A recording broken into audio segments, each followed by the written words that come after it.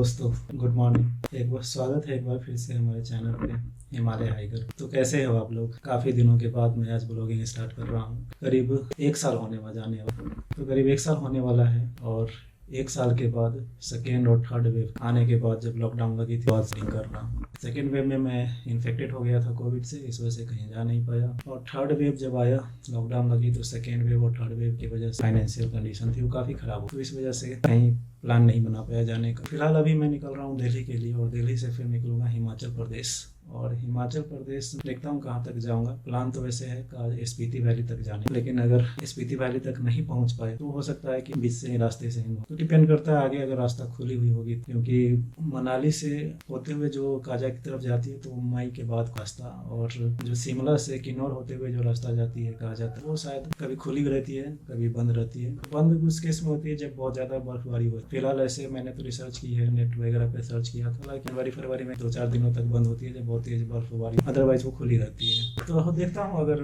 बस जा रही होगी काजे तक चल रही होगी तो नहीं। फिलहाल अभी डेट है आज का 17 मार्च, और 17 मार्च से मैं दिल्ली से और दिल्ली होऊंगा शिमला के लिए, या फिर रिकांगपिओ या रामपुर बुसरा, 3 जगह है। पहले फिलहाल तो मुझे पहला टारगेट है दिल्ली तक पहुंच। दिल्ली के बाद फिर डिसाइड करता हूँ कि कहाँ से बस मिलेगी, दिल्ली से बस है या फिर चंडीगढ़ से बस। 2 जगह से बस देखता हूँ। और फिलहाल निकलता हूँ अभी पटना जंक्शन, जहाँ से मेरी हर जर्नी की शुरुआत होती है। और अभी जो ट्रेन है मेरी 12:35 में पैसेंजर ट्रेन है, करीब 200 किलोमीटर जाने के लिए वो 8 घंटे लगा, 8 घंटे से भी ज़्यादा लगा रही है। 12:35 है, रात को 8 बजे पहुँचेगी, 8:30 बजे पहुँचेगी मुगल सराय, यानी कि पंडित दीनदयाल उपाध्याय जंक्शन। और फिर वहाँ से मेरी ट्रेन है 10:30 बजे रात।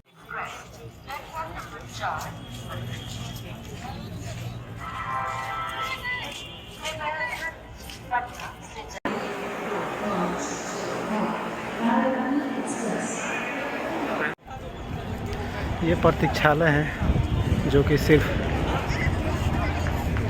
रिजर्व टिकट वालों के लिए अलाउ करते हैं अंदर जाना। इसके जस्ट ऊपर टिकट काउंटर अब नया बन गया है, और यहाँ से गेट नंबर 4 है, और फिर उधर गेट नंबर 3, 2 और सबसे उधर गेट नंबर 1। तो मैं भी गेट नंबर 4 से ऊपर जा रहा हूँ। टिकट तो ले ली है, पर एक कन्फ्यूजन हो गई। कन्फ्यूजन ये है कि मैंने टिकट लेते वक्त उनसे बोला था कि पैसेंजर का टिकट दे दो, पर उन्होंने लगता है गलती से पैसेंजर का जगह पे एक्सप्रेस ट्रेन का टिकट दे दिया है उन्होंने। क्योंकि जब मैंने ऑनलाइन अभी टिकट का प्राइस चेक किया था तो पैसेंजर का 45 रुपये, एक्सप्रेस का लगभग 85-95 के आसपास है, डिपेंड करता है ट्रेन का। सुपर फास्ट है तो उसका 95 है, और मेल एक्सप्रेस का 85 के आसपास है, पटना से मुगल सराय, पंडित दीनदयाल उपाध्याय जंक्शन के पास। तो और एक और अपडेट ये है कि जो ट्रेन 12:35 में थी पैसेंजर, वो अब लेट हो, 3 घंटे लेट है वो। 3 घंटे मतलब कि लगभग 3:30 बजे वो यहाँ से खुलेगी। तो हो सकता है कि वो पहले उसका टाइमिंग था 8:30 बजे मुगल सराय पहुँचाने का, तो अब वो 10 बजे या 11 बजे के आसपास भी कहीं पहुँचाए। तो पता नहीं, अब उससे जाना ठीक नहीं रहेगा, क्योंकि हो सकता है कि वो लेट कर दे तो मेरे आगे की ट्रेन छूट जाएगी जो मुगल सराय से, यानी कि अभी जो प्रेजेंट में उसका नाम है पंडित दीनदयाल उपाध्याय जंक्शन। बहुत बड़ा नाम हो गया, मुगल सराय थोड़ा छोटा लगता है बोलने में। खैर, और मैं अभी जो रिकॉर्ड कर रहा हूँ अपने स्मार्टफोन से रिकॉर्ड कर रहा हूँ, क्योंकि गोप्रो का जो बैटरी है वो डेड कर गई है। 2 दिन पहले मैंने चार्ज की थी उसे, और 2 दिन के अंदर रखा वो बैटरी डेड हो गया। तो काफ़ी पुराना गोप्रो हो गया है। और फिलहाल अभी मुझे ट्रेन मिल रही है 1:35 में, ब्रह्मपुत्रा एक्सप्रेस, जिसका वो भी 1 घंटा लेट है अभी।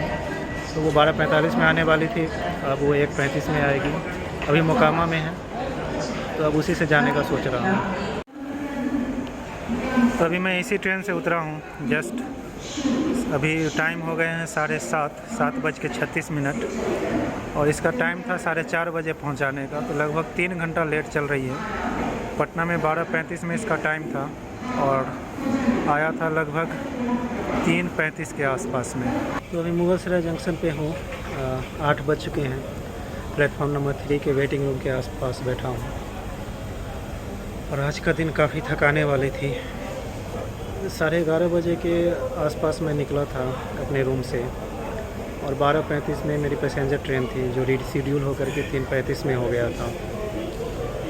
हालांकि मैं उस ट्रेन से नहीं आया, ब्रह्मपुत्रा में जो कामाख्या से नई दिल्ली तक जाती है। हालांकि मुझे नई दिल्ली जाना है, लेकिन मैं उस ट्रेन में, मेरा रिजर्वेशन था नहीं, क्योंकि इसमें सीट खाली भी नहीं थी। करीब 3.5 घंटा के लेट से वो ब्रह्मपुत्रा मेल पटना में आई 3:30 बजे के आसपास। मतलब 12:35 में उसका टाइम था, 12:45 में टाइम था उसका पटना में, और लगभग 3:35 के आसपास वो पटना जंक्शन पहुंची। और वहाँ से आरा तक इतना रद्दी टाइप चली थी ट्रेन, मत पूछो क्या। मतलब याद आता है तो बहुत तकलीफ़ होती है। हम मालगाड़ी अभी जा रही है। आरा तक काफ़ी सिचुएशन ख़राब थी ट्रेन की, मतलब बहुत ज़्यादा भीड़ थी, बहुत ज़्यादा भीड़, क्योंकि आज होली से एक दिन पहले का है, होलिका दहन है, तो भी हमको लगा तो भी इस वजह से हो सकता है कि काफ़ी भीड़ हो। और उसको एक पैसेंजर ट्रेन की तरह बना दिया था सुपर फास्ट एक्सप्रेस को। हालांकि आरा के बाद से उसकी स्पीड इतनी थी, एकदम अंदर में खटर खटर, मतलब बाहर कुछ दिख ही नहीं रहा था, इतना तेज़ चल रहा था। लगभग 1 घंटे के आसपास में वो बक्सर से दीनदयाल जंक्शन पहुंचा दिया। काफ़ी ख़तरनाक चली थी आरा से दीनदयाल उपाध्याय जंक्शन तक। और फिलहाल मैं अभी निकल रहा हूँ बाहर खाने के लिए।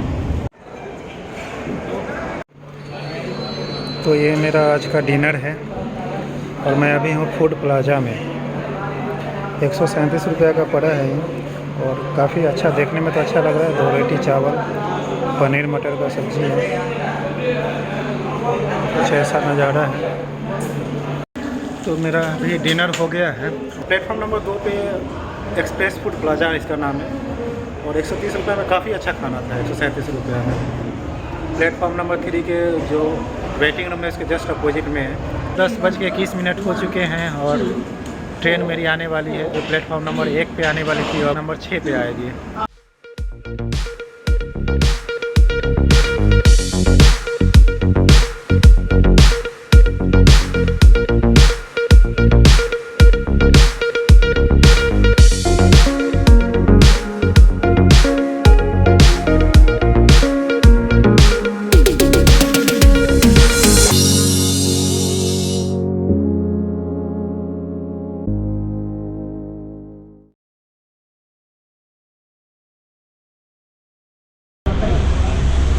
Good afternoon. गरम ब्रेड नहीं, ब्रेड पकौड़ा वाला हुआ था। अभी तक मैं सुबह से कुछ खाया नहीं हूँ और दोपहर के 1:40 हो गया है। और अभी मैं जिस जगह पे हूँ उस जगह का नाम है पानीपत। तो पानीपत के बारे में आप लोग भी जानते ही होंगे, बचपन में मैंने भी पढ़ा था क्लास 10th में। पानीपत का बैटल 1526 और 1556 और 1761 3 युद्ध हुआ था पानीपत में। शायद पहला युद्ध हुआ था किसके बीच में, बाबर और इब्राहिम लोदी के बीच में हुआ था, आई गेस, मुझे इतना याद है। और दूसरा युद्ध हुआ था हेमू और अकबर के बीच में, मुग़ल एम्पायर के बीच में युद्ध हुआ था, शायद उस समय अकबर ही था। और तीसरा 1761 में हुआ था मराठा और कोई अब्दाली करके कोई अफ़गानी राजा था, मुझे नाम याद नहीं, आप गूगल कर लेना। लेकिन बचपन में मैं पढ़ा था, क्लास 10th या 9th में पढ़ा था, तो मुझे थोड़ा सा याद है। वैसे मेरी हिस्ट्री बहुत मजबूत नहीं है। तो पानीपत जंक्शन देख करके मुझे थोड़ा याद आया। और जब पहली बार मैं पानीपत का नाम सुना था ना, पानीपत का युद्ध, तो मुझे लगा कि ये एक ऐसा युद्ध जो पानी के अंदर हुआ था, इस वजह से उसका नाम पानीपत वाला युद्ध रखा गया था। खैर, तो अभी मैं जिस ट्रेन पे हूँ उस ट्रेन का नाम है कर्नाटका चंडीगढ़ एक्सप्रेस। ये कर्नाटका से चल के आ रही है। और मैं सुबह जो जिस ट्रेन से आया था वो ट्रेन का नाम था हल्दिया न्यू दिल्ली एक्सप्रेस, जो हल्दिया से चलकर न्यू दिल्ली तक आई थी। तो काफ़ी लेट थी, 3 घंटे लेट थी। और मुझे उतार दिया था 11:25 में आनंद विहार। और फिर पता चला कि वहाँ से ना मेट्रो चल रही है ना सरकारी बस चल रही है, क्योंकि होली का टाइम है तो सभी छुट्टी पे हैं। तो मुझे ऑटो पकड़ के 15 किलोमीटर जाने के लिए 100 रुपये देने पड़े। और लास्ट मोमेंट पे ये भी ट्रेन छूट जाती मेरी। अभी फ़िलहाल मैं जा रहा हूँ चंडीगढ़। क्यों जा रहा हूँ चंडीगढ़ वो मैं आगे बताऊँगा। तो लास्ट मोमेंट पे मेरी वो ट्रेन छूट जाती है, क्योंकि ये ट्रेन भी लेट हो गई थी। बहुत ही अजीब बात है ना, ये ट्रेन लेट थी, उस वजह से मुझे 2 ट्रेन छोड़नी पड़ी। और ये ट्रेन लेट थी और वो भी ट्रेन लेट थी, और इस ट्रेन के लेट होने की वजह से मुझे ये ट्रेन पकड़ा गया। तो काफ़ी कमाल हो गया। कभी कभी ट्रेन लेट हो जाता है तो फ़ायदा भी हो जाता है, कभी नुकसान भी हो जाता है। खैर उस ट्रेन का टाइम 8:40 में था, और 8:40 के बाद 3 ट्रेन थी चंडीगढ़ के लिए, नई दिल्ली से चंडीगढ़ के लिए। तो 2 ट्रेन छूट गई, जो तीसरा वाली ट्रेन थी वो भी छूट जाती अगर मैं टाइम पे वहाँ से ऑटो, आनंद विहार से ऑटो नहीं पकड़ता। तो वहाँ से ऑटो पकड़ने में मुझे काफ़ी लेट इसलिए हो गई क्योंकि ऑटो वाला काफ़ी ज़्यादा किराया मांग रहे थे, क्योंकि अभी सरकारी पब्लिक ट्रांसपोर्ट चल नहीं रही थी। तो वहाँ से कोई 300 कोई 400 रुपया मांग रहा था। तो 1-2 ऑटो वाले मिले जिन्होंने बोला कि 150, कोई 100 रुपया बोला। तो इस वजह से मुझे बार्गेनिंग करने में लगभग इतना टाइम लग गया, 10-15 मिनट, नहीं तो ये ट्रेन पकड़ा जाती। वैसे ही पकड़ा गई, लेकिन मुझे काफ़ी दौड़ना पड़ा पकड़ने के लिए। अब आता हूँ कि मैं चंडीगढ़ क्यों जा रहा हूँ। तो दिल्ली से ISBT से हिमाचल प्रदेश काजा के लिए रामपुर बुशहर तक बस मिल रही है डायरेक्ट। इसका किराया 830 रुपया है। और चंडीगढ़ से डायरेक्ट रिकांगपिओ के लिए बस मिल रही है, जिसका किराया 780 रुपया है।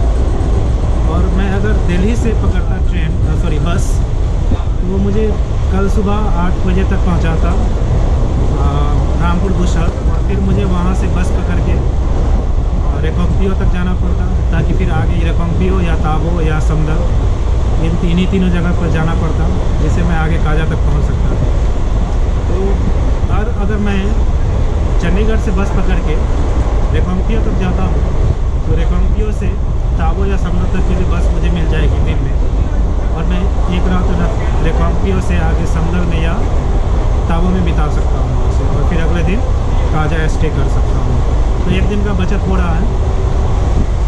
इस वजह से मैं चंडीगढ़ से पकड़ रहा हूँ, और थोड़ा सा जो फेयर है उसमें भी थोड़ा सा कमी आ रही है, तो उस वजह से मैं वहाँ से पकड़ रहा हूँ। तो अभी इसका टाइमिंग है 4 बजे पहुँचाएगी वहाँ चंडीगढ़, और 4 बजे के बाद अभी तक मैं खाना खाया नहीं हूँ,